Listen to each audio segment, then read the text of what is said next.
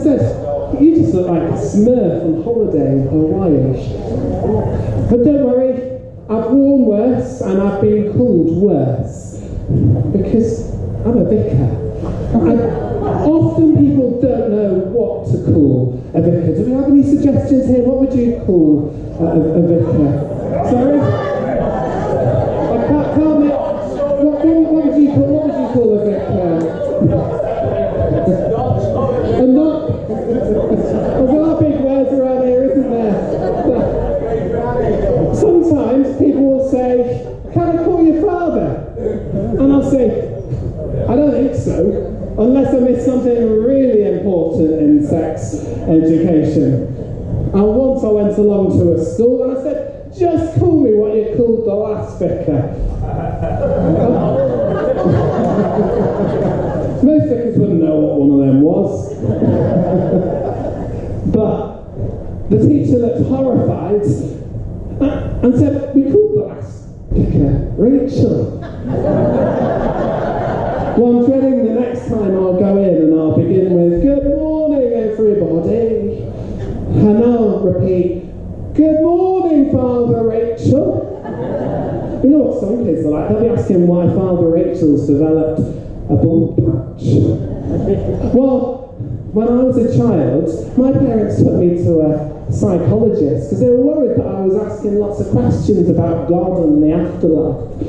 And the psychologist said, "Well, don't worry about that. It's very normal for children to ask unusual questions." They said, "But what I would worry about is that he keeps bumping into things in the playground. He keeps walking into walls." That's when I was diagnosed with dyspraxia. And even today, there's a lot of things, basic things that I still struggle with. So people sometimes think I'm being proposed to in public, but then they look a bit closer and they realise that my wife's just doing my shoelaces for me. Being a vicar and having dyspraxia isn't always a match made in heaven, or it doesn't feel like it. I've not dropped a baby at a baptism yet, and I live in Wigan, so if someone yells, "Stab his head," they're not talking about a crime scene at a christening, they're talking about a suet pudding with gravy coming out the top.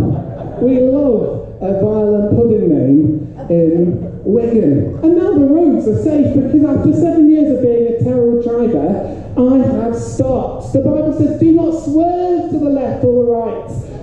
And I've done both in my car from time to time, often by forgetting which way round left and right are. My driving instructor used to start every lesson by saying, "Into the breach we go again." And he panicked once because we come to a junction and he said, "Did you not notice that car hurtling towards us?" I didn't want to admit that I'd actually forgotten which way around the brake and the accelerator were. And once I took an entrance from the roundabout, well, the look of the people coming towards me was terrible, the fright on their face. You see, I thought I'd taken an exit from the roundabout and instead I'd taken a one-way road with the cars coming towards me. You see, as a vicar, I should probably recognise a few more signs from God, shouldn't I? But the worst thing about having dyspraxia as a vicar is that often I completely fail to understand what people are talking about. I have some friends that were having a conversation about serial killers. Does anyone here have a favourite serial killer? Any favourite serial killers? No, they're not very popular. Oh, yeah. They're not very popular, are they? Serial killers. But I interrupted my friends by saying, "So how is your cousin doing?" I almost got a fist in my face when they were like, "Who are you calling our cousin? You're calling our cousin a serial killer." Some people say that having a disability is like having a superpower. I wonder who your favourite superhero is. Well, if I was to be a superhero, and I'll leave you with this, I'd say I'd be Banana Man. Because I'd be completely useless in a practical emergency, but at least I don't mind looking a bit like a prick.